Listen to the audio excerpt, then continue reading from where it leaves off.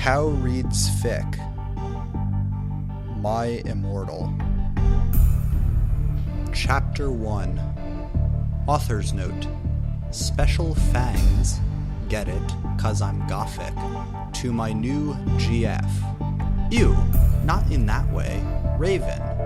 Bloody Tears 666 for helping me with the story and spelling. You rock. Justin, you're the love of my deprising life. You rock too. MCR rocks. XXXXXXXXXXXXXXXX. Hi, my name is Ebony Darkness Dementia Ravenway, and I have long ebony black hair. That's how I got my name, with purple streaks and red tips that reaches my mid-back and icy blue eyes like limpid tears, and a lot of people tell me I look like Amy Lee. Author's Note. If you don't know who she is, get the hell outta here. I'm not related to Gerard Way, but I wish I was, because he's a major fucking hottie. I'm a vampire, but my teeth are straight and white. I have pale skin. I'm also a witch, and I go to a magic school called Hogwarts in England, where I'm in 7th year. I'm 17. I'm a goth, in case you couldn't tell, and I wear mostly black. I love Hot Topic, and I buy all my clothes from there. For example, today I was wearing a black corset with matching lace around it, and a black leather miniskirt, pink fishnets, and black combat boots. I was wearing black lipstick, white foundation, black eyeliner, and red eyeshadow. I was walking outside Hogwarts. It was snowing and raining, so there was no sun, which I was very happy about. A lot of preps stared at me. I put up my middle finger at them. "Hey, Ebony!" shouted a voice. I looked up. It was... Draco Malfoy. "What's up, Draco?" I asked. "Nothing," he said shyly. But then I heard my friends call me, and I had to go away. XXXXXXXXXXX. Author's Note. Is it good? Please tell me, Fangs. Chapter 2. Author's Note. Thanks to Bloody Tears 666 for helping me with the chapter. BTW, preps stop flaming my story, okay? XXXXXXXXXXXXXXXXX. The next day, I woke up in my bedroom. It was snowing and raining again. I opened the door of my coffin and drank some blood from a bottle I had. My coffin was black ebony, and inside it was hot pink velvet with black lace on the ends. I got out of my coffin and took one of my giant MCR t-shirt, which I used for pajamas. Instead, I put on a black leather dress, a pentagram necklace, combat boots, and black fishnets on. I put on 4 pairs of earrings in my pierced ears and put my hair in a kind of messy bun. My friend, Willow, Author's Note, Raven, this is you, woke up and then grinned at me. She flipped her long, waist-length raven black hair with pink streaks and opened her forest green eyes. She put on her Marilyn Manson t-shirt with a black mini, fishnets, and pointy high-heeled boots. We put on our makeup, black lipstick, white foundation, black eyeliner. "OMFG, I saw you talking to Draco Malfoy yesterday," she said excitedly. "Yeah, so?" I said, blushing. "Do you like Draco?" she asked as we went out of the Slytherin common room and into the Great Hall. "No, I so fucking don't," I shouted. "Yeah, right," she exclaimed. Just then, Draco walked up to me. "Hi," he said. "Hi," I replied, flirtily. "Guess what?" he said. "What?" I asked. "Well, Good Charlotte are having a concert in Hogsmeade," he told me. "Oh my fucking God," I screamed. "I love GC. They are my favorite band besides MCR." "Well, ... do you want to go with me?" he asked. I gasped. Chapter 3. Author's Note. Stop flamin' the story, preps, okay? Otherwise, thanks to the gothic people for the good reviews. Thanks Agent Raven. Oh yeah, BTW, I don't own this or the lyrics for good Shrylot. XXXXXXX. On the night of the concert, I put on my black lace-up boots with high heels. Underneath them were ripped red fishnets. Then I put on a black leather mini dress with all this corset stuff on the back and front. I put on matching fishnets on my arms. I straightened my hair and made it look all spiky. I felt a little depressed then, so I slit one of my wrists. I read a depressing book while I waited for it to stop bleeding, and I listened to some GC. I painted my nails black and put on tons of black eyeliner. Then I put on some black lipstick. I didn't put on foundation because I was pale anyway. I drank some human blood, so I was ready to go to the concert. I went outside. Draco was waiting there in front of his flying car. He was wearing a Simple Plan t-shirt. They would play at the show too. Black, baggy skater pants, black nail polish, and a little eyeliner. Author's Note. A lot faux cool boys wear it okay. Hi, Draco, I said in a depressed voice. Hi, Ebony, he said back. We walked into his flying black Mercedes-Benz. The license plate said 666, and flew to the place with the concert. On the way, we listened excitedly to Good Charlotte and Marilyn Manson. We both smoked cigarettes and drugs. When we got there, we both hopped out of the car. We went to the mosh pit at the front of the stage and jumped up and down as we listened to Good Charlotte. You come in, you're covered in blood. They're all so happy you've arrived. The doctor cuts your cord, hands you to your mom. She sets you free into this life, sang Joel. I don't own the lyrics to that song. Reader's note, I have no idea what that song is. I just, read it. Sorry. Back to the story. Joel is so fucking hot, I said to Draco, pointing to him as he sung, filling the club with his amazing voice. Suddenly, Draco looked sad. What's wrong? I asked as we moshed to the music. Then I caught on. Hey, it's okay. I don't like him better than you, I said. Really? Asked Draco sensitively, and he put his arm around me, all protective. Really, I said. Besides, I don't even know Joel, and he's going out with Hillary fucking Duff. I fucking hate that little bitch, I said disgustedly, thinking of her ugly, blonde face. The night went on really well, and I had a great time. So did Draco. After the concert, we drank some beer and asked Benji and Joel for their autographs and photos with them. We got GC concert tees.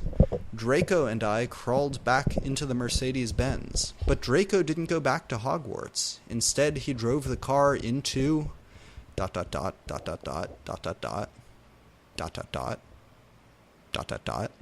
the Forbidden Forest. Chapter 4. Author's Note. I said stop flaming, okay? Ebony's name is Ennaby, not Mary Sue, okay? Draco is so in love with her that he is acting different. They knew each other before, okay? Lots of X's, 666, lots of X's. Draco, I shouted. What the fuck do you think you're doing? Draco didn't answer, but he stopped the flying car and he walked out of it. I walked out of it too, curiously. What the fucking hell? I asked angrily.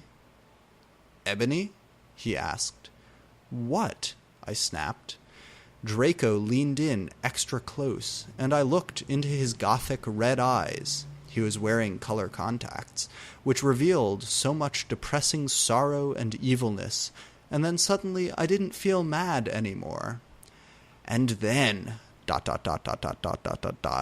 Suddenly, just as Draco kissed me passionately, Draco climbed on top of me and we started to make out keenly against a tree.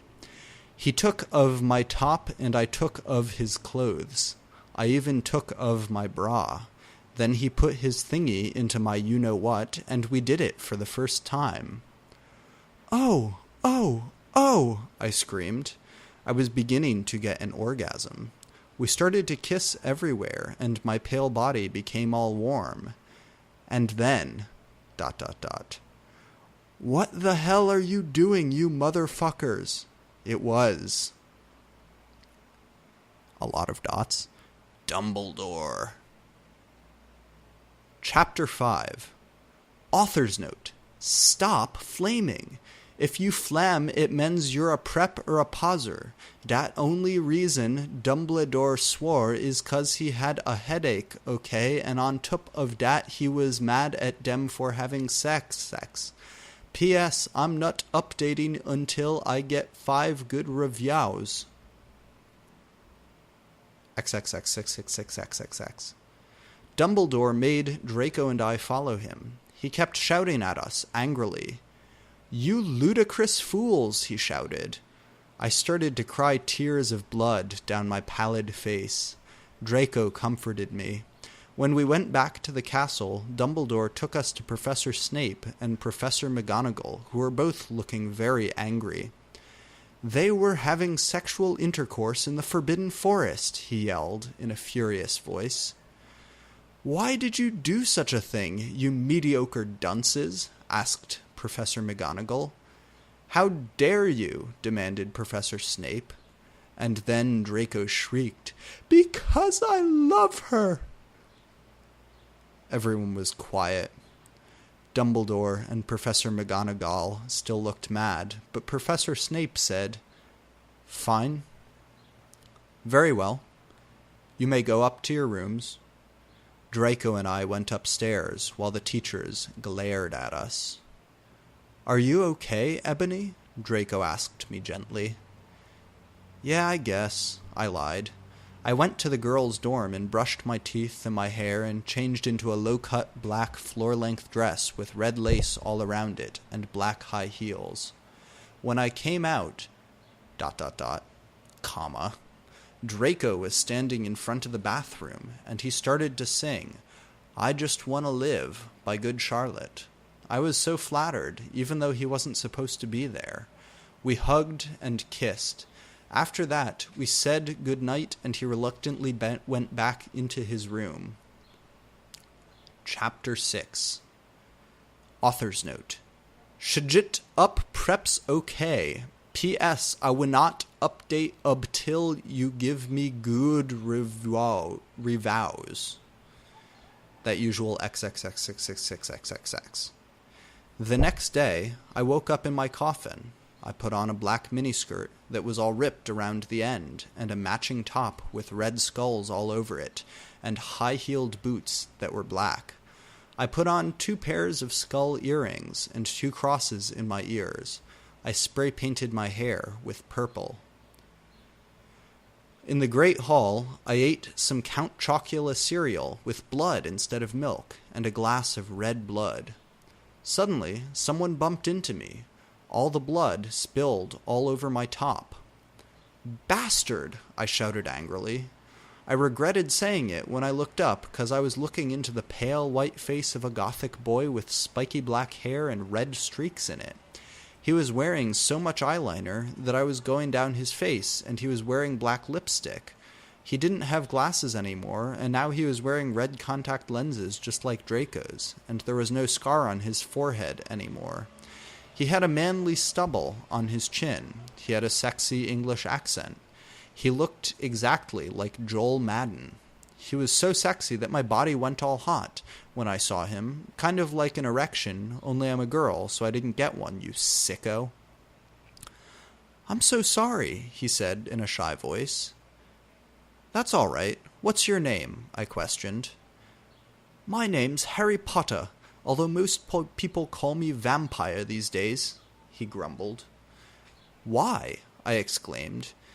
"Because I love the taste of human blood," he giggled. Well, I am a vampire, I confessed. Really? He whimpered. Yeah, I roared. We sat down to talk for a while. Then Draco came up behind me, and he told me he had a surprise for me, so I went away with him. Chapter 7. Bring Me Number 2 Life. Author's note. Well, okay, you guys, I'm only writing this 'cause I got 5 God reviews. In BTW, I won't write the next chapter till I get 10 God Vons. Good lord. Stow flaming or I'll report you. Evany isn't a Mary Sue, okay? She isn't perfect. She's a Satanist. And she has problems. She's depressed for God's sake. XXXXXX 666 XXXXX Z XXXXX. Draco and I held our pale white heads with black nail polish as we went upstairs. I was wearing red Satanist sings on my nails in red nail polish. Author's note. See does that sound like a Marusu to you? I waved to Vampire. Darkness misery was in his depressed eyes. I guess he was jealous of me that I was going out with Draco. Anyway, I went upstairs excitedly with Draco. We went into his room and locked the door. Then, ellipses. We started Frenching passively, and we took off each other's clothes enthusiastically. He felt me up before I took off my top. Then I took off my black leather bra, and he took off his pants. We went on the bed and started making out naked, and then he put his boy's thingy in mine, and we had sex. See? Is that stupid? Oh, Draco, I screamed while getting an orgasm, while all of a sudden I saw a tattoo I never had seen before on Draco's arm. It was a black heart with an arrow through it. On it, in bloody, Gothic writing, were the words, Vampire. I was so angry. You bastard, I shouted angrily, jumping out of the bed. No, but you don't understand, Draco pleaded, but I knew too much. Reader's note. Draco is right. I don't understand. I don't. Back to the story. No, you fucking idiot, I shouted. You probably have AIDS anyway. I put on my clothes all huffily and then stomped out. Draco ran out even though he was naked. He had a really big you-know-what, but I was too mad to care. I stomped out and did so until I was in Vampire's classroom, where he was having a lesson with Professor Snape and some other people. Vampire Potter, you motherfucker, I yelled. Chapter 8. Author's note. Stop flassing, okay? If you do, then you are a prep. XXXXXXXXXXXX 666 XXX. Everyone in the class stared at me, and then Draco came into the room even though he was naked and started begging me to take him back. Ebony, it's not what you think, Draco screamed sadly. My friend Bloody Mary Smith smiled at me understatedly. She flipped her long, waist-length Gothic black hair and opened her crimson eyes like blood that she was wearing contact lenses on. She had pale white skin that she was wearing white makeup on. Hermione was kidnapped when she was born. Her real parents are vampires, and one of them is a witch, but Voldemort killed her mother, and her father committed suicide because he was depressed about it. She still has nightmares about it, and is very haunted and depressed. It also turns out her real name is Smith, and not Granger. Since she had converted to Satanism, she is in Slytherin now, not Gryffindor. Sorry. What is it that you desire, you ridiculous dimwit? Snape demeaned angrily in his cold voice, but I ignored him. Vampire, I can't believe you cheated on me with Draco, I shouted at him. Everyone gasped. I don't know why Ebony was so mad at me. I had went out with Vampire. I'm bi and so is Ebony, for a while, but then he broke my heart. He dumped me because he liked Brittany, a stupid preppy fucker. We were just good friends now. He had gone through horrible problems and he was now gothic. Haha, like I would hang out with a prep. But I'm not going out with Draco anymore, said Vampire. Yeah, fucking right. Fuck off, you bastard, I screamed. I ran out of the room and into the Forbidden Forest, where I had lost my virility to Draco, and then I started to burst into tears. Chapter 9. Author's Note. Stop flaming, okay? I didn't read all da books. This is from da movie, okay? So it's not my fault if Dumbledore swears. Besides, I said he had a headache, and the reason Snap doesn't lick Harry now is 'cause he's Christian and Vampire is a Satanist. MCR rocks. That stupid XXX666XXX thing. Not reading all of them. I was so mad and sad. I couldn't believe Draco for cheating on me. I began to cry against the tree where I did it with Draco. Then, all of a suddenly, a horrible man with red eyes and no nose and everything started flying towards me on a broomstick. He didn't have a nose, basically like Voldemort in the movie, and he was wearing all black, but it was obvious he wasn't gothic. It was Voldemort. No, I shouted in a scared voice, but then Voldemort shouted imperious, and I couldn't run away. Crookshanks, I shouted at him. Voldemort fell of his broom and started to scream. I felt bad for him, even though I'm a sadist, so I stopped. Ebony, he yelled, thou must kill Vampire Potter. I thought about Vampire and his sexa eyes and his gothic black hair and how his face looks just like Joel Madden. I remembered that Draco had said I didn't understand, so I thought, what if Draco went out with Vampire before I went out with him and they broke up? No, Voldemort, I shouted back. Voldemort gave me a gun. No, please, I begged. Thou must, he yelled. If thou does not, then I shall kill thy beloved Draco. How did you know? I asked in a surprised way. Voldemort got a dude you are so retarded look on his face. I hath telekinesis, he answered cruelly, and if you doth not kill Vampire, then thou know what will happen to Draco, he shouted. Then he flew away angrily on his broomstick. I was so scared and mad I didn't know what to do. Suddenly, Draco came into the woods. Draco, I said. Hi. Hi, he said back, but his face was all sad. He was wearing white foundation and messy eyeliner, kind of like a pentagram, get it, between Joel Madden and Gerard Way. Are you okay? I asked. No, he answered. I'm sorry I got all mad at you, but I thought you cheated on me, I expelled. That's okay, he said all depressed, and we went back to Hogwarts together, making out. Chapter 10. Author's Note.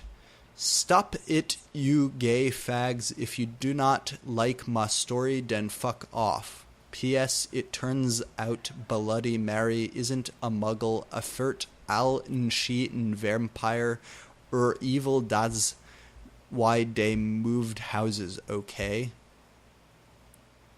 What? Seriously, what the fuck? I was really scared about Vladimort all day.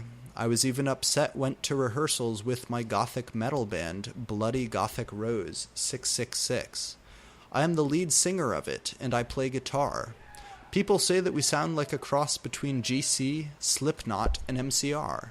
The other people in the band are Bloody Mary, Vampire, Draco, Ron, although we call him Diabolo now. He has black hair now, with blue streaks in it, and Hagrid. Only today, Draco and Vampire were depressed, so they weren't coming, and we wrote songs instead. I knew Draco was probably slitting his wrists. He wouldn't die because he was a vampire too, and the only way you can kill a vampire is with a CROSS. There's no way I'm writing that. Or a stake. And a vampire was probably watching a depressing movie like The Corpse Bride. I put on a black leather shirt that showed off my boobs and a tiny matching miniskirt that said Simple Plan on the butt. You might think I'm a slut, but I'm really not. We were singing a cover of Helena, and at the end of the song I suddenly burst into tears. "Ebony, are you okay?" Bloody Mary asked in a concerted voice. "What the fuck do you think?" I asked angrily. And then I said, "Well, Voldemort came and the fucking bastard told me to fucking kill Harry.